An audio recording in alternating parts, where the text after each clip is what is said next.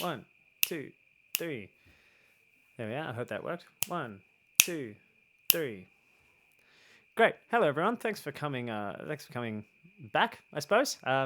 Welcome to the last week of Chords and Harmony. This is the fourth week of Chords and Harmony, and what I believe to be the basic introduction to some of these popular concepts. It's a very exciting week for me because it is the very first step into beginning to extend your harmonic knowledge into beyond basic popular realm. I believe popular music to be some of the best music in the world because it's got to be. The most people listen to it, so you've got to make sure it's of a really high standard most of the time. But as a result, quite often, a lot of stuff is dumbed down. And I think some of the best pop music is stuff like Bruno Mars, to a lesser extent of pops, like your Bruno Majors, a lot of Brunos, starting to bring in some of that more extended harmony. But I think the beauty of music extends beyond everything else. I think it is just a benefit that lots of people listen to pop music, and it's a good way to convey a lot of messages or things we need to talk about. So regardless, what we've talked about in the last 4 weeks mathematically, is we've talked about basic diatonic chords. We've talked about how they interact with one another, the various permutations thereof. We've discussed a little bit into sevenths. My advice for sevenths is, always has been, will always be, just use them as best you can. Start to think about how you can introduce them into your playing. Remember, you can just basically whack a seventh, as long as it's the right one, on top of anything you think you want to put it onto. And beyond there, it is just expression and creativity. So we've talked about that. We've started to discuss beyond our scale degrees and a little bit of sevenths. We've talked about substitutions and how do we begin to use them? How do we begin to take a really simple substitution and make it more exciting, make it more interesting? I'll bring up something very quickly here. There we are. So beyond that, the other substitutions we can make are less of substitutions and more of what I call run-ups is how I would do them. Substitutions are putting something in place of something, and then a run-up or a more advanced substitution is putting a chord in place of something with the interest of it moving into the next thing, which is something we always have to think about. Remember what I said, you always have to think about what's coming next, regardless. It doesn't matter who you are or what you're doing. It will always matter. It has always mattered. So what we're going to talk about today is some of those things. So secondary dominance and then borrowed chords. Secondary dominance will also cover tritone substitutions, which is a bit more of a jazz concept, but that doesn't mean it goes unused. It is paramount that you understand these things because they occur in everything from Death Cab for Cutie to Taylor Swift to, as I mentioned, Bruno Major, Bruno Mars. They have to be understood. There's no way around it. So I will first, I'll comment just quickly. I do look like an egg, as you may have noticed. There may be something different. I shaved my head with my friend Ross Davidson. He decided it was a good idea to cash in this pact that we had 12 months ago. He said, if I shave my head, you shave yours too, right? And I said, yes, of course. So now we look like a bit of a goofball. But regardless, so let's get into it. So secondary dominance is the practice of putting a dominant chord on anything that isn't your tonic note. If we think of tonic, so let's say the key of G, think of that as the primary. That's the diatonic one, the tonic in diatonic. It is the chord that routes everything else. I'm going to take out my watch here. So that's our primary chord. Every other chord beyond that is secondary, and it exists to bring us back to that one in some way. So a secondary dominant is a dominant on any one of those other chords. Our primary dominant, so we can just establish a bit of this, is if this is G major, the fifth of G major is D, so D7 is our primary dominant. If you understand that, you can understand every single other dominant. It is really that simple, honestly.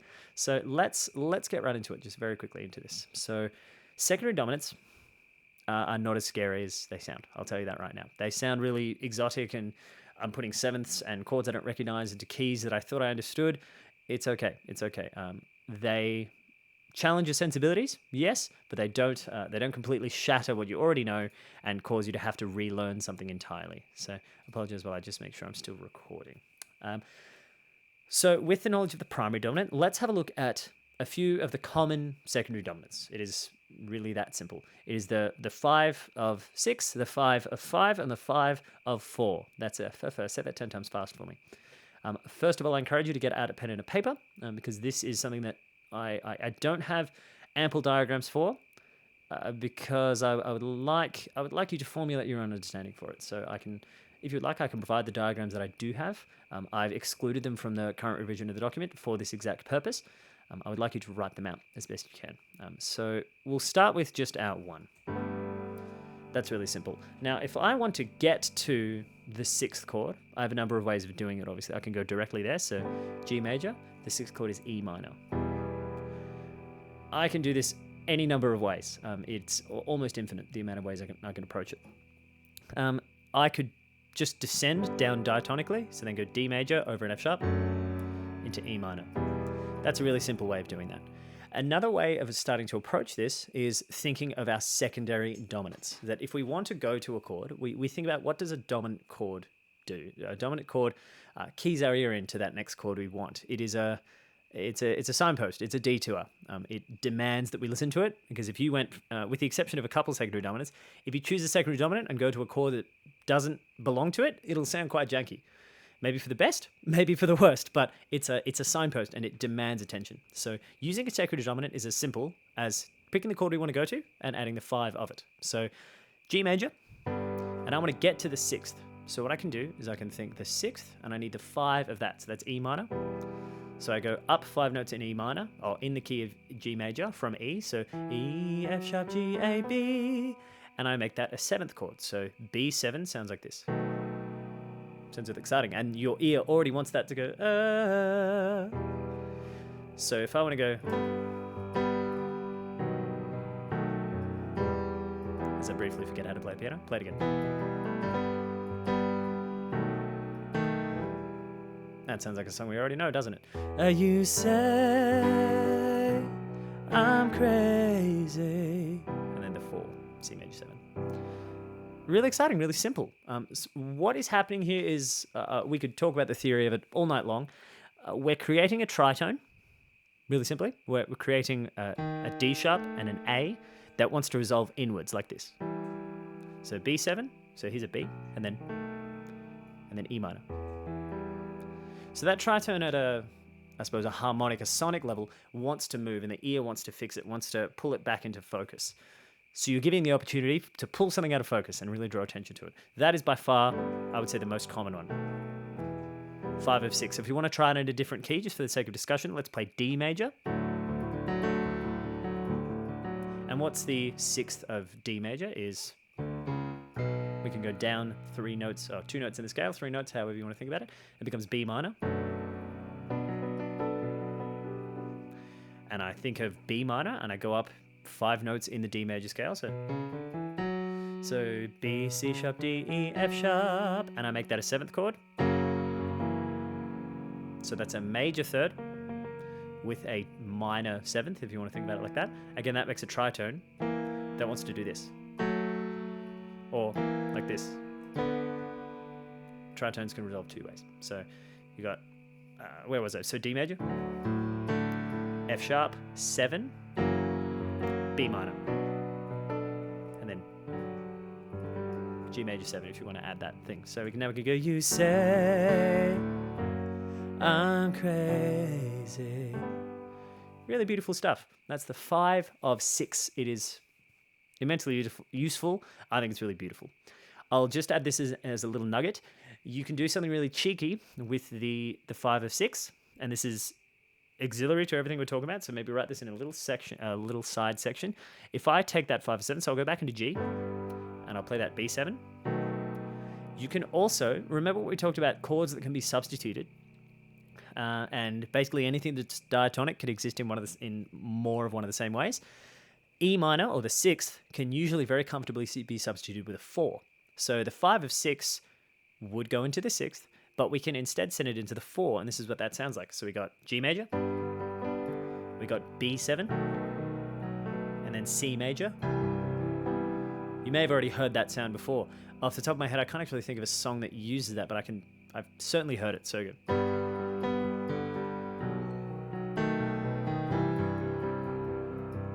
And then a 5 back for effect. So that's to say that a 7 chord doesn't. You don't have to follow the rules. There are no mules. There are no rules in music. There are only suggestions. Some of them you follow more religiously than others. But 5 of 6. Let's cap that there. The next thing we can look at with regards to 5s and 7s and 5 ofs is we'll just go down. So we've done 5 of 6. Let's do 5 of 5. 5 of 5 is a funny little one because it adds a really strange happy discomfort. I really like it. So if we're playing G major, our 5 we already know, we've already discussed it before, is D7. But let's just treat it as a D major because we don't need this to be a 7 at this stage. So G. Now I could get there a number of ways, of course. We know that. We know that I can approach any chord in any number of ways. I could approach that through a B flat major if I wanted to.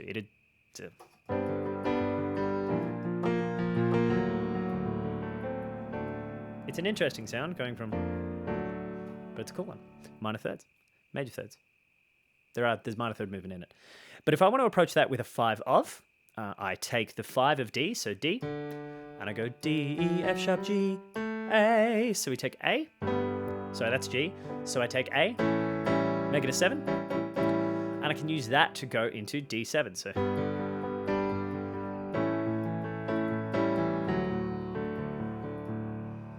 So G major, A7,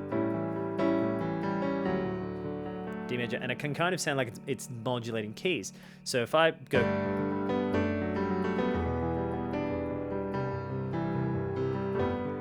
G,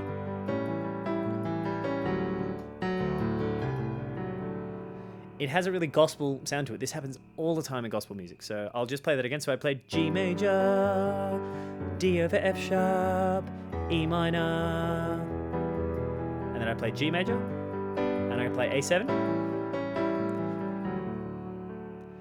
You can use this in a number of ways, but this is an introduction to that concept. You take A, which is the second scale degree in G, and you make it a 7th, and that moves into the 5th. So the 5 of 5 is the second dominant 7th. If there's a way that is easier of thinking about it for you, by all means use it. The 5 of 5 is a cool sound, mainly because you can use it in another interesting way with regards to the previous one. You can take... this is a sound that will make sense to you because it's got a very common song that used it to great effect. If I play that 2-7, and I play the 4 in G major, and then 5. So this is 1, 5 of 5, 4,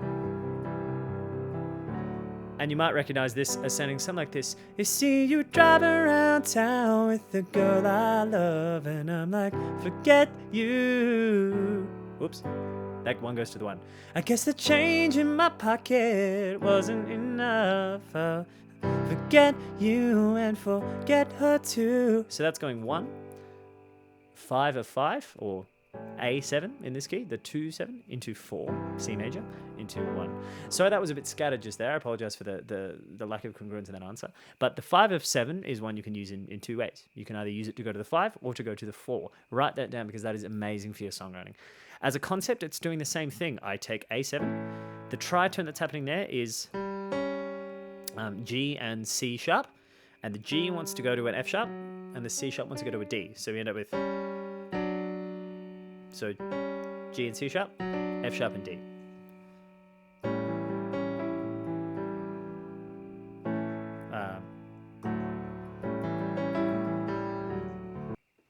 Hello, I'm back. I've turned the lights back on.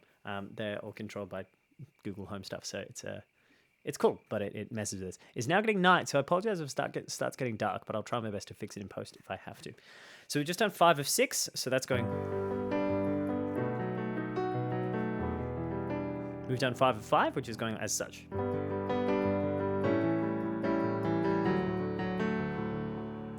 Excellent. So the last thing that we can do here is doing the 5 of 4. So the 5 of 4 is a really nifty one in that our root position doesn't change. So if I'm in the key of G major, our 4th of G major is C major.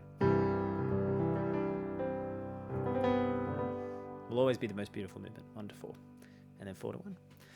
Now, the 5 of C is, let's take C major, and we'll go up 5 notes in the key of G major. So C, D, E, F sharp, because we're in G major.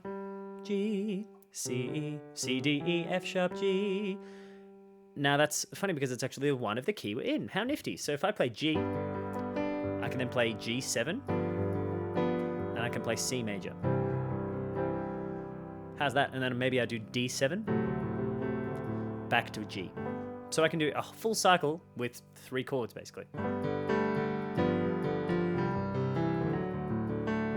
And we've used a really cool color, being that 7th. You might recognize this from the Eagles, Desperado. If no, I don't remember the lyrics to this, but you got Desperado. Da, na, na, na, na, na. And he uses C minor there, which is really cool. We'll talk about that later. So, but that is a really exciting use for dominant 7ths. It's a really simple one as well. It's you just take the root you're on, and if you need to get to that 4th, you just take and make that a 7th. It is really that simple, and it's, in my opinion, one of the most beautiful ones.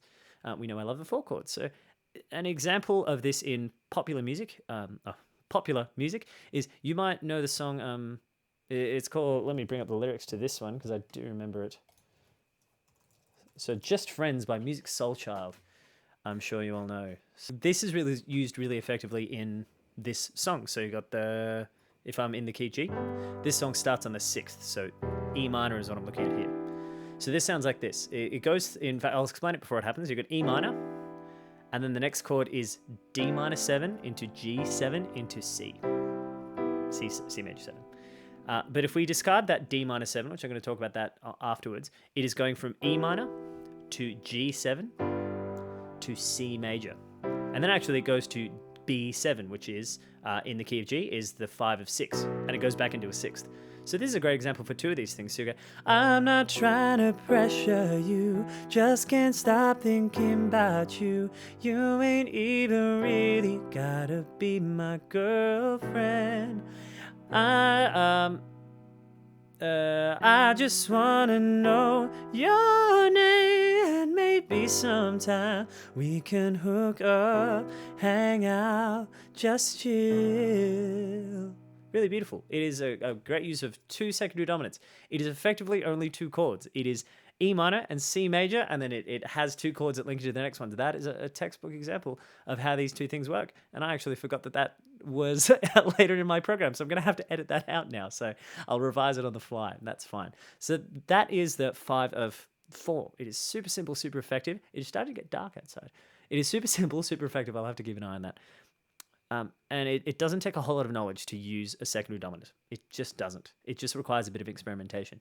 If we want to go to our previous, we'll remember the previous little moniker we used in the last lesson, the I would walk through the fire for you. With regards to applying all of these together and making them all sit in one song, and let's just talk about how we can use it as a purely in an exercise standpoint, is I'll have a little diagram up on the screen here of just a super simple 4-chord, 8-bar progression, and we're going to fill in some of the chords with secondary dominants. This is purely an exercise that's not very musical. It doesn't really exist outside of the realms of trying to make stuff work and teaching you how these things sound and how they all function. So what we're going to do is we're going to have 2 bars of the following chords: G major, D major, E minor, and C major. That's 1, 5, 6, 4 in the key of G. We know that. We've already covered that.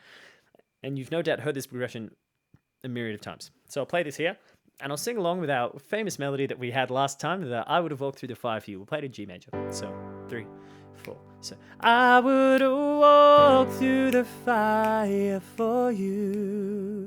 I would walk through the fire for you. I would walk through the fire for you. I would walk through the fire for you. So now we have those chords on the screen, just 2 bars of each chord. We have a bar in between every one of those chords.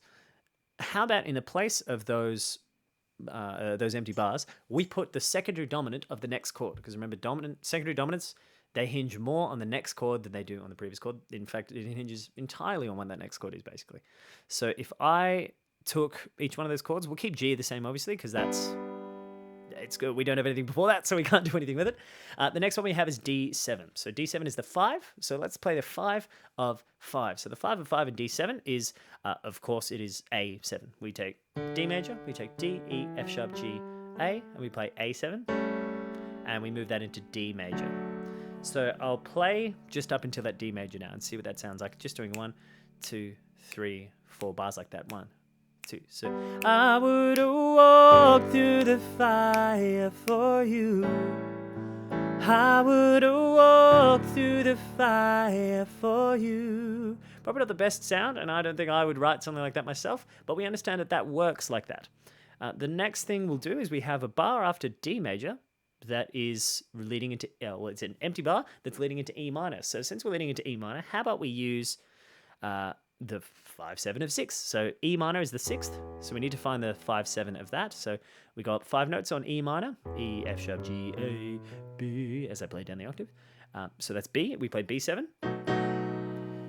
And then we put that in the empty bar. So it now sounds like this. So I would walk through the fire for you. I would walk through the fire for you. I would walk through the fire for you. And of course, the last chord we have here is C major, and the 5 of C major is the 4. So the 5 of 4 is our root. That's an easy thing to remember. So C up for a 5th, so C, D, E, F sharp, G, and I now play that as a 7th, and I move that into the 4 chord. So if I play the entire thing, and it's all on the screen there, if you're not keeping up with your own paper, this is what it sounds like. So 1, 2. So I would walk through the fire for you. I would walk through the fire for you. I would walk through the fire for you. I would walk through the fire for you. Beautiful. We just proved that secondary dominants are dead simple to use. I'm going to have it's dinner time, so it's totally okay. This is the simple use of secondary dominants. Notice not all of those probably fit with the melody, and especially that first one is a great example of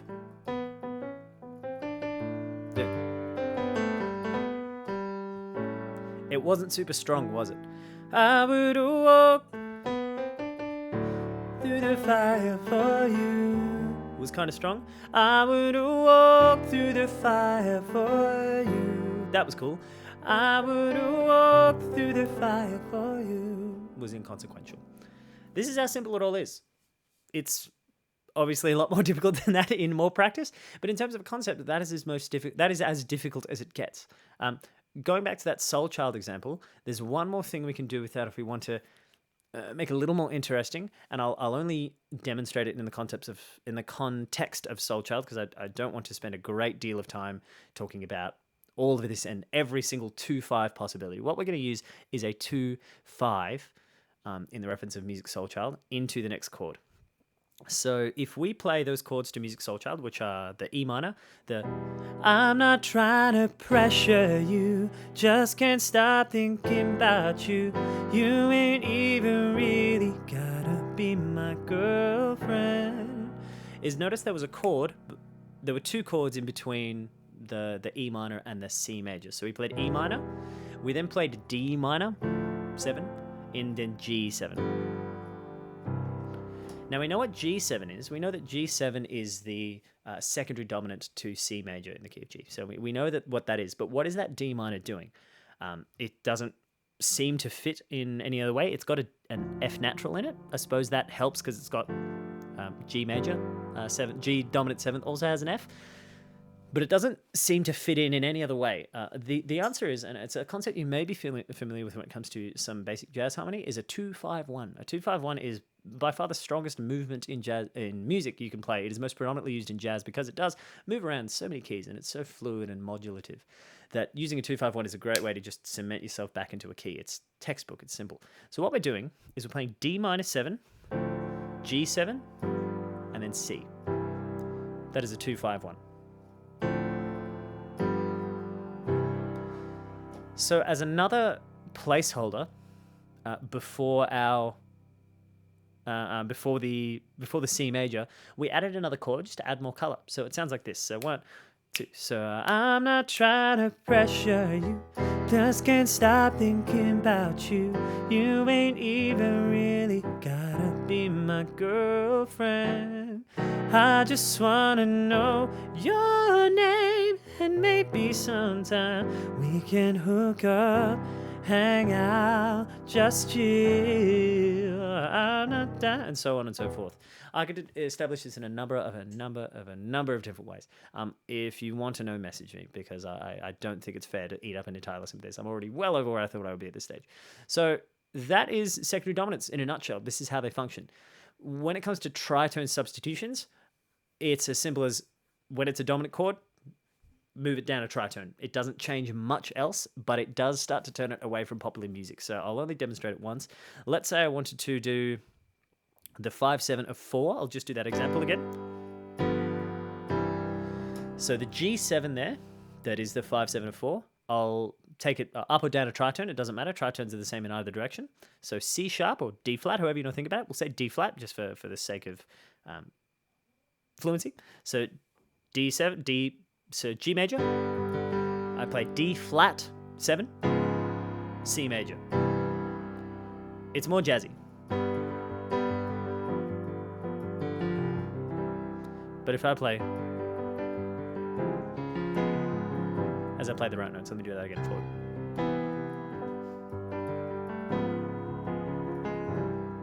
But it's a beautiful sound if you ask me. I really love it.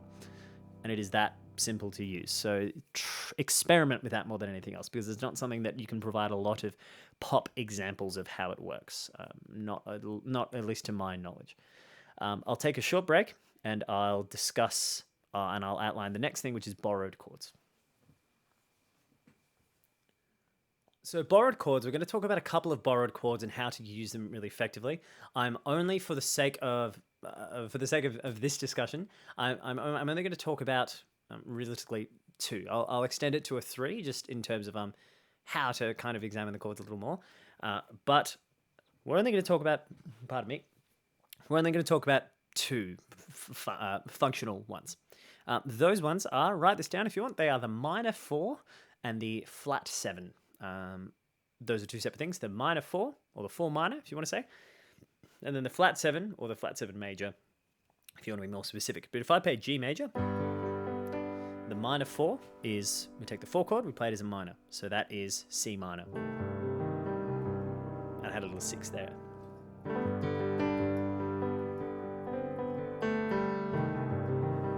You've no doubt heard that in a million places. It is so pervasive. It is the most, I think, the most powerful single borrowed chord. And if I stop this lesson here, that would be all you need to take. It is so immensely powerful. Use it in your composition. I don't know if you guys are familiar with a song called I Will Follow You Into the Dark, but it uses it incredibly well. The chorus of that sounds like, if I can remember what key that's in. So if heaven and hell decide that they both are satisfied, illuminate the nose on their vacancy signs. There is no one beside you when your soul embarks. I'll follow you into the dark. So that I'll follow you into the dark, that last line was 4. I'll follow you, 4 minor, into the dark. It also had the secondary dominant in a 5 of 6. If there is no one beside you when your soul embarks. Go have a listen to the song. It's called I Will Follow You Into the Dark by Death Cab for Cutie. It's a beautiful, beautiful piece of music. It's got some amazing lyricism. So that has the minor 4. It is incredibly, incredibly powerful. Use that in any key you want. In that key, in the key of F major, that was B flat minor. Specifically, minor 6th is a very common sound that is used. That's where you take the 6th degree of that chord. In the case of B flat, it is G, and you add that in place of that 5. But that's a little more advanced. It's not necessarily super necessary, but super, super, super powerful. The last thing we'll discuss, and I'll keep this one short because I understand this lesson is running long. You take the diatonic key you're in, G major. Go down a tone into the flat 7th, make that a whole major chord, so G major, and now F major. Super powerful, super simple.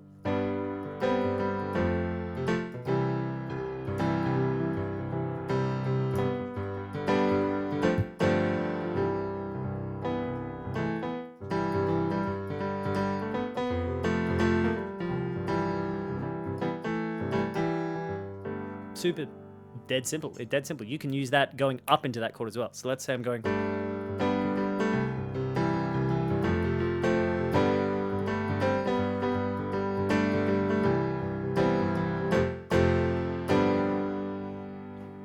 Damn, super simple. So flat 7 and the minor 4 are super, super effective in terms of your songwriting. They will benefit your knowledge tremendously.